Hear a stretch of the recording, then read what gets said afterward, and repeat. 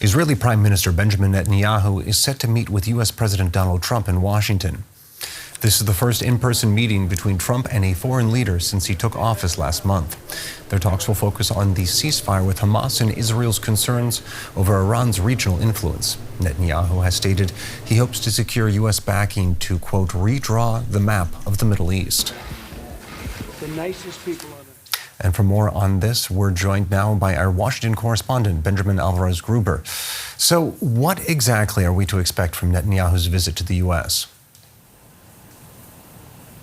So the Israeli Prime Minister has a quite busy schedule here that includes meeting lawmakers at Capitol Hill and the meetings with President Trump at the White House on Tuesday. There is not a lot of information coming out from the White House. There are reports, though, that they will have a joint press conference on Tuesday evening. When we look at topics, definitely the ceasefire and the hostage deal are expected to be at the top of the agenda, not only in the Oval Office, but also during Netanyahu's meeting with Trump's envoy for the Middle East, Steve Witkoff. And well, recently Trump told reporters that he has no assurances that this deal would actually hold. Witkoff had a more optimistic, you could say, approach, is saying that hopefully a peaceful settlement can be reached soon. And there are many topics that both Trump and Netanyahu will discuss. One of them definitely to the second phase of this 42-day ceasefire agreement. And we're hearing from U.S. media, so there's some media reports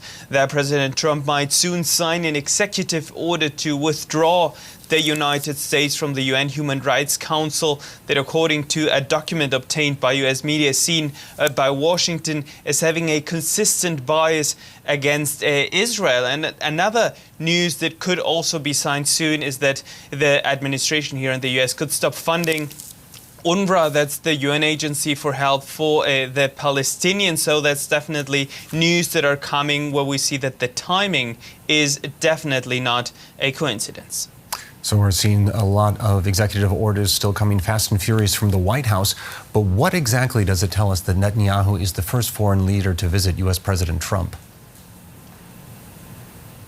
So the fact that he will be the first foreign leader that will meet President Trump since his inauguration is telling. And that's what the Israeli Prime Minister also said in Tel Aviv before taking off for this official visit. Because one of the ideas from President Trump to forcibly relocate Palestinians from Gaza to neighboring Arab countries has, of course, caused reactions, caused criticism by several Arab nations, Egypt, Jordan, Saudi Arabia, the United Arab Emirates, Qatar, also the Palestinian Authority and the Arab League, that have rejected those plans, saying that they threaten the region's stability and also risk expanding this conflict, undermining prospects of peace, because they worry that Israel would not allow them to return to Gaza once they are forced out of their territory. And of course, this is a break in international humanitarian law that prohibits the forced transfer of